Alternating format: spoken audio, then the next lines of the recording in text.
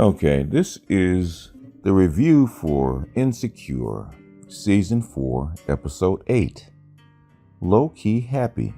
Now, this is something that's been anticipated for a whole week or so since we saw the end of the last week's show, which is we saw Lawrence making a phone call and asking somebody could they catch a drink. And then we saw the previews with Lawrence and Issa in a bar.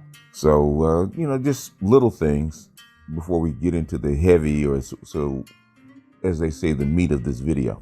Like, see Lawrence in the bar, anticipating someone coming in, and, we already know it's Issa because of the preview. So he doing awkward stuff like popping mints in his mouth and damn near choking. So, this we keep forgetting this is a comedy and they have to do funny stuff.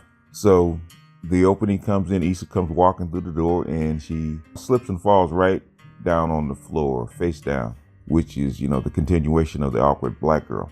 And the unique thing, the reason why I want to mention this is because everybody's rushing to help her, right? And she's refusing help. You would think that Lawrence would first want to rush over and get her. Initially, you think that, he's being an asshole because he's not jumping to her aid and grabbing her and picking her up, right? And so he just walks over, he kneels down and says, "Are you going to need a minute?" And she puts her hand up and says, "Yep." In other words, she's embarrassed and she wants to bring herself out of it. But the thing is, that's how well they know each other. So they sit down and they're having small talk and he orders her drink. I think it's scotch and Prosecco or something like that, right? And she announces that she's changed. Because remember, this is the new Issa. This is the hero, the hero's return. This is the newly transformed Issa that has to find her footing because now she's a different person. And so she announces that she's changed and a lot of stuff has changed because before she was talking about how he never paid and now has her drink ready for her when she walks up. And he's anticipated some of what she needs. And so he's showing a different Lawrence than has been portrayed over the last, I would say, couple of years. So she announces her change, how she's changed. She said, "I don't drink that anymore. I drink something else." And he says, "What's that?" She says, "I drink vodka and Prosecco."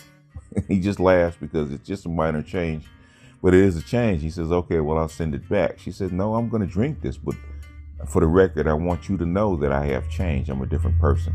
So this is, minus the fall, minus the fall. And he does mention it, how much she's changed. And he says, according to that fall that you just had, not really. And they laugh about it. So, right in the middle of them talking, you're trying to get this out, the club gets loud and they can't hear. And I think Lizzo's Truth Hurts comes up and people start bumping into them, so they can't have that drink or that talk right there. So it must be really important. So instead of going your separate ways, he says, "Would you like to go someplace else?" And so she says, "Yeah." So he says, "Well, what about the place you've always wanted to try?" Because this is special. He really wants the mood to be right because he's got some deep shit that he wants to actually get out and ask her, and he wants her to be comfortable.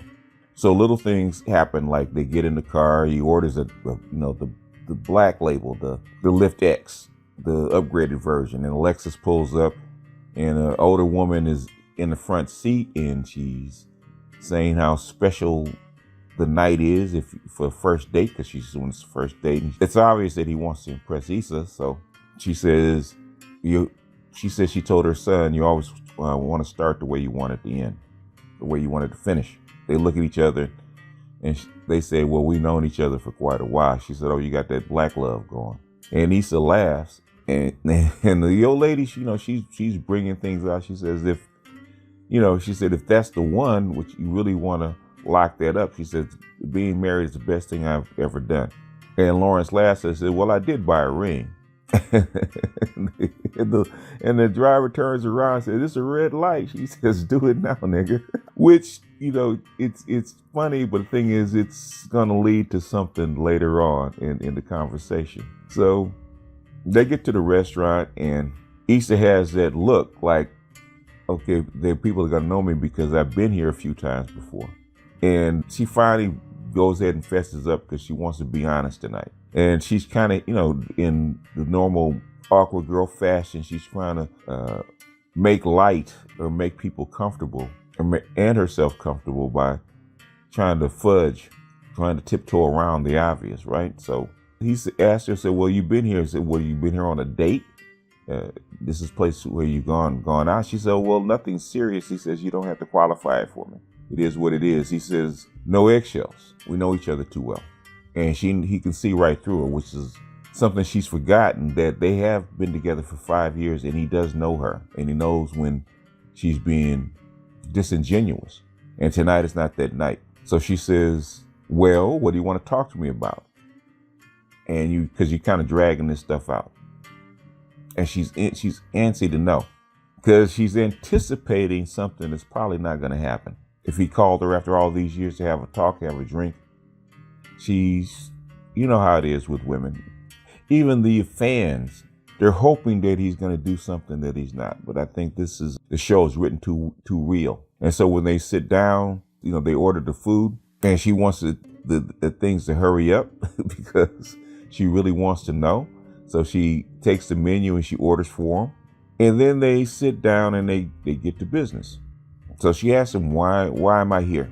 What is it that you really want? And this is the point where I think everybody's been at one point or another. If you've been in a long-term relationship, and I've been in a few.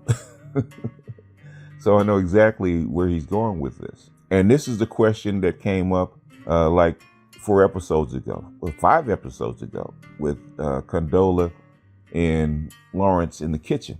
To go forward, sometimes you got to answer some questions. If you've ever played one of those quest games, okay, the piece that you need to unlock the next level was hidden someplace back on one of those other levels. And if you forgot to collect it, then you can't go to the next part. You can't go to the next level. You can't go to the next step. So you got to go all the way back to find that hidden piece or that piece that you forgot. And I think this is one of those things. To go forward with Condola, he's got to basically come back and find that piece, to come back and settle that question, that what if question. This is a woman's show. If that what if question comes up, men deal with it a little differently. It's like, okay, you know what? Damn the torpedoes. We just have to go full speed ahead. But women always deal with that what if. Men do too, but not to this extent. But since we're here, that what if question has to be answered. Like a dangling thread on a perfect piece of clothing, it has to be clipped off. You got to answer that question. So he asked the question, basically, what did he give up on her too soon? What if he could have overlooked her indiscretion? And he needs to answer that because if he's going to go forward with Condola, he has to be sure that his decision was right with Issa. And I've heard a lot of reviews on this before I did this one. And most of them were women. And I think they've missed this particular part or this particular perspective. Lawrence needs to be sure that whatever's in him that tends to give up or tends to push things aside was a correct decision. And that he didn't overlook a piece. Because sometimes men think that if I just did this one more thing or I pushed through just a little harder, I would have made a breakthrough.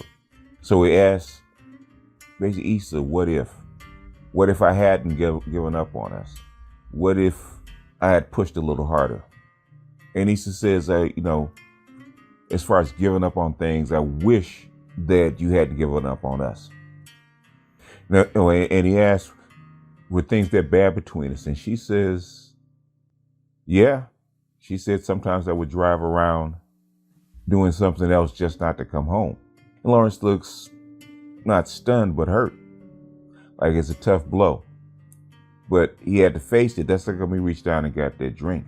Because this is what he wants to know. So Issa says, is that too much? He says, nope, no eggshells. In other words, we know each other too well. And this is what I've been asking for. And this, I think, is one of the critical parts. And this is something that I've pondered myself. So he asked the next question. He says, why Daniel? Or could it have been anyone? Because he knows things didn't go right. So he's assuming that it being his fault, which, it's always 50-50. And I think Issa was slightly disingenuous, but she says, it couldn't have been anyone. But she says, why him? She said he just popped up, which is true. He did just pop up at a time when she needed him. But like true Issa and like true women, she's not going to go into details. She's not going to give the whole spiel because I guess one gut punch is enough. Okay. And she's still hoping that just maybe, he'll see her in a different light. He'll see the new person that she is and choose her this time. And what she says is that, which is true, in his funk, he says, I did everything I could that I knew how to do to pull you out of it. You didn't want to go out. You didn't want to talk. You didn't want to have sex. And she says, at the end of the day, you didn't want me, Lawrence. And I think that hurts him because he realized exactly how much his depression damaged her. And I think he kind of knew. I think at the end of season 2, when he had that talk, he kind of knew. But to hear it out loud and hear it from her perspective, she said, you didn't want me, Lawrence. And he says, that's not that I didn't want you. He says that what I was going through, seeing you get up every morning, it made me feel like a failure. And he said, even to the point where he thought about moving back home and starting again. But even that in itself would have been given up too soon. And he didn't want to do it. She said, even though she cheated, she never wanted to leave him. She still wanted to stay with him. And he said, but we recommitted, we recommitted to try. And basically you still did it. And he said on some level, something inside of you wanted to blow that up. And as in female fashion, they're double-minded and sometimes they contradict themselves, which is why you get them to talk. She said, I was devastated.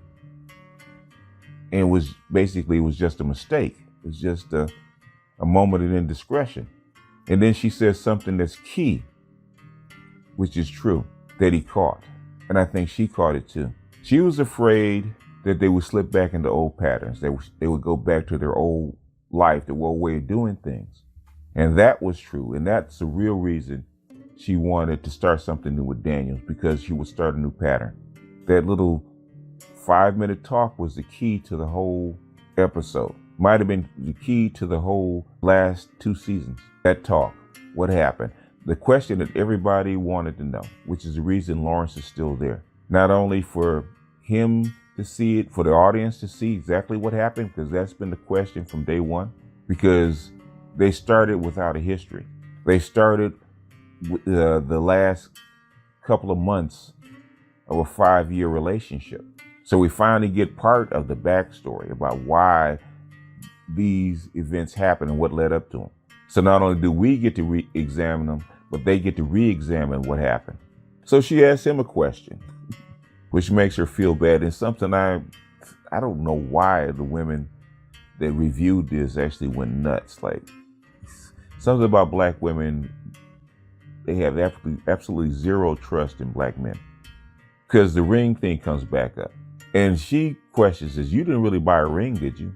And he looks at it, well, we looked at rings. In other words, yeah, I bought a ring. And if you go back to the scene on their date night way back in season 1, when they did actually go look at rings, and she flipped out because she had just had sex with Daniel. And then she realizes how she screwed up and what she gave up, and how that one mistake can blow up a relationship or even a life. And she looks down, and that's when it was the funniest line.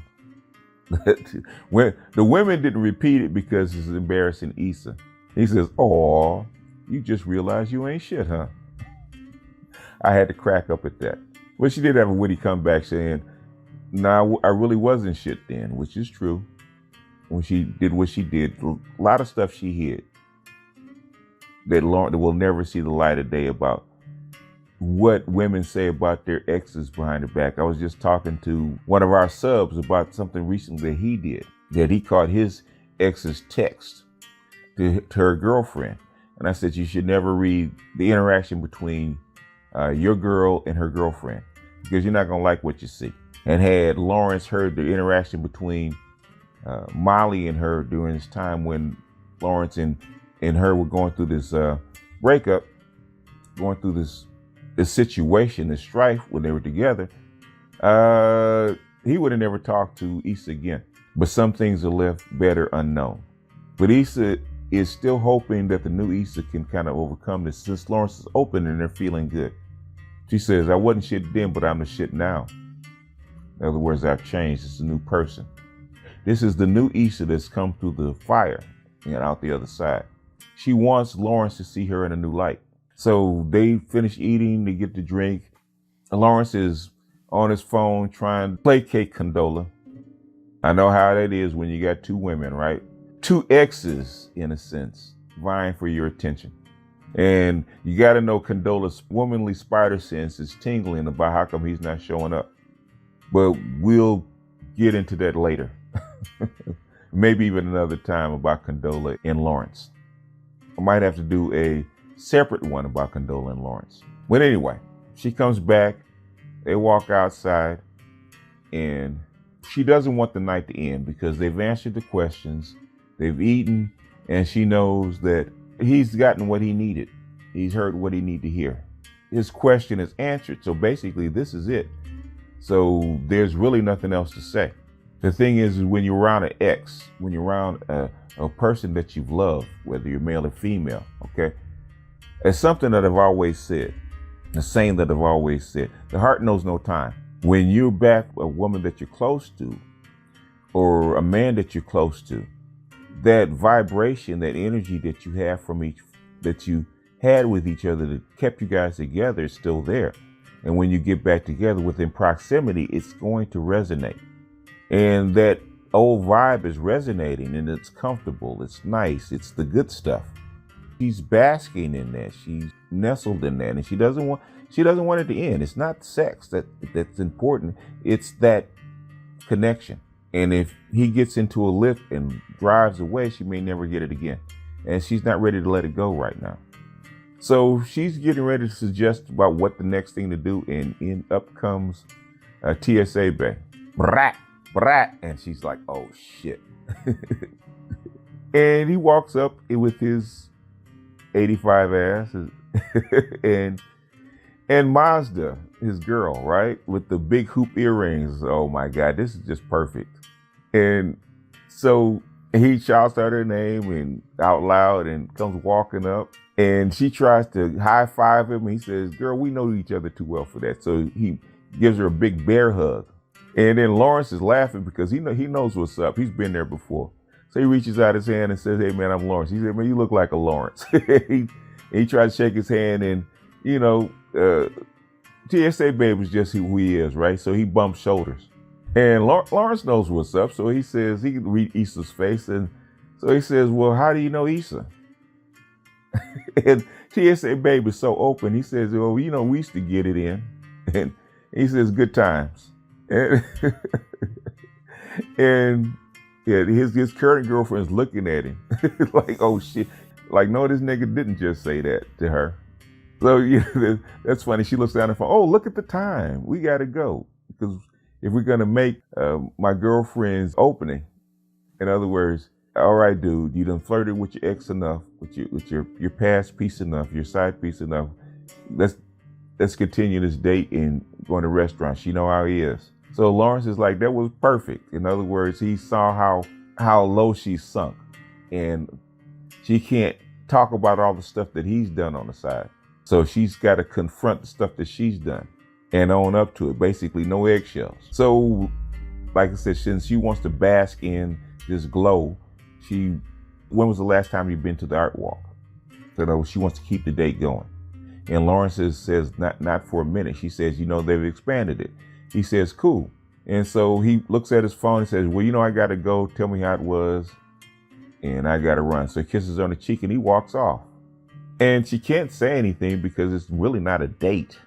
But she's left standing in the middle of the street by herself, and he just bounced.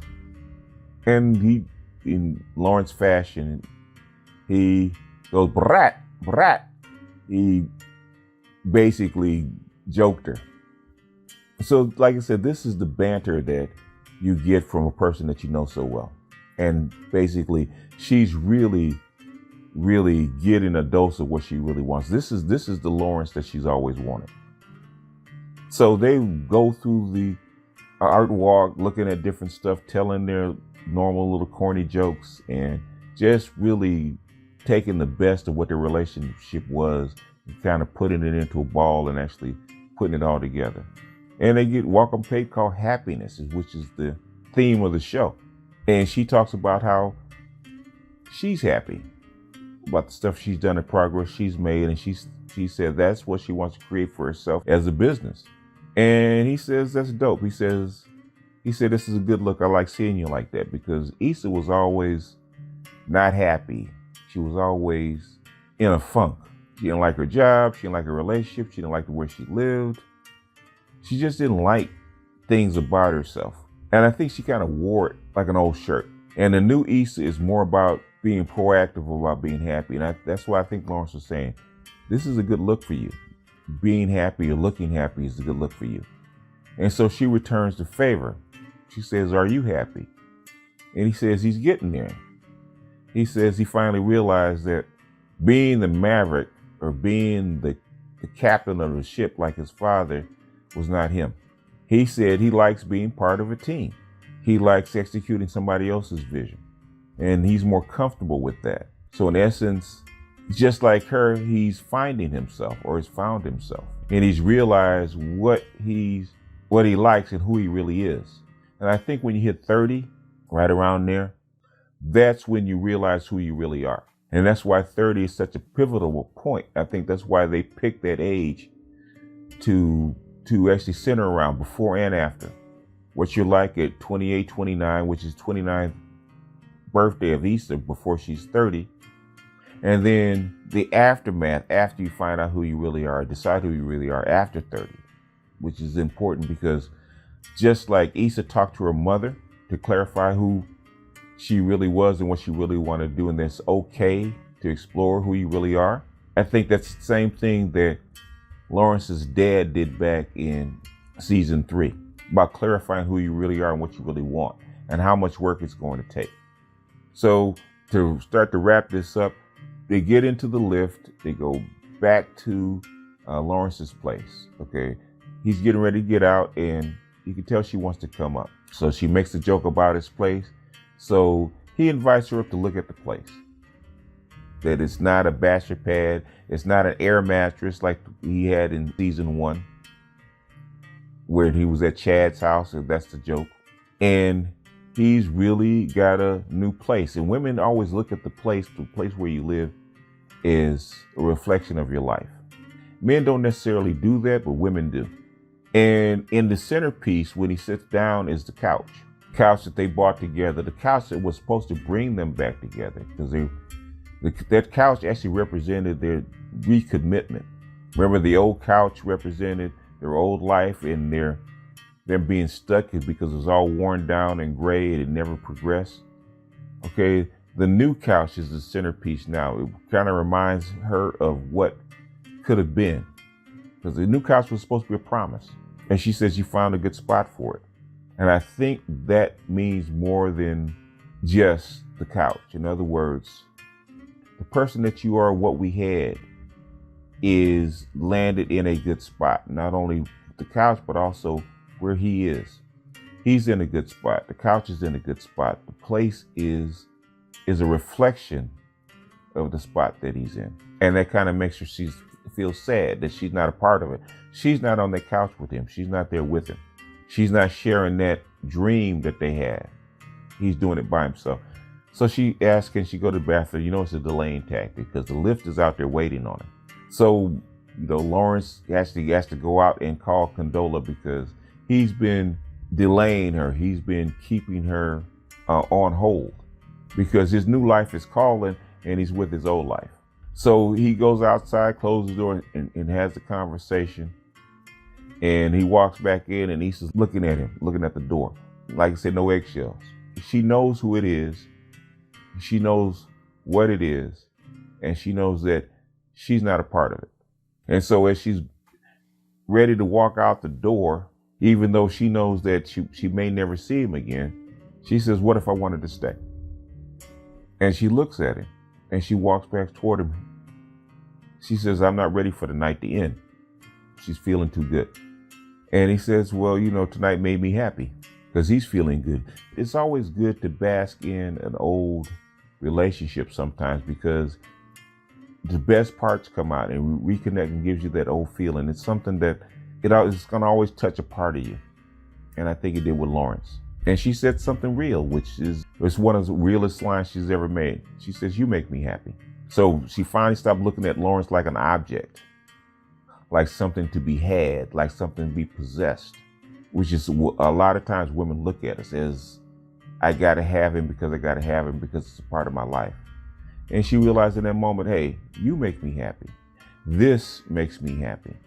So all that other stuff about what I did, what I deserve, all that other kind of crap, all that other bullshit that went on, doesn't matter right now. This makes me happy. So they kiss, they make love, and she wakes up in the morning in that sweatshirt that she bought from the art fair, right? And she looks over and she realizes is that, okay, this was a night and it was enjoyable. At the end of the day, it's going to be his decision. And this is the new Issa. The old Issa was needy. The new Issa is more independent, okay? She's grown up. She's not the childish woman that she was back a year ago. And she's gone through the fire. She's come back the other side as an adult. And she realizes that Lawrence is going to go back to Condola. And she had that feeling that she really wanted to have for that closure. Women need closure, and she's gotten it. At the very end, even though was supposed to get what he wanted from her, she's actually got what she wanted from him. And that's when she puts on her clothes, she goes outside, and she goes to walk through town. I think everybody's been through this at least once. Every man has been through this probably at least once. And every time you go through a situation with a woman, it's always a what if. But at the end of the day, when the sun rises in the morning, now reality has to set in. That what if doesn't mean anything. It's like, what's next? But anyway, this one's been much, much too long, I fear. I'm going to try to edit it down and make it shorter, but it is what it is. But this is Insecure, episode 7, Low-Key Happy. #eggshells. And this is BGS out, and I will see you guys.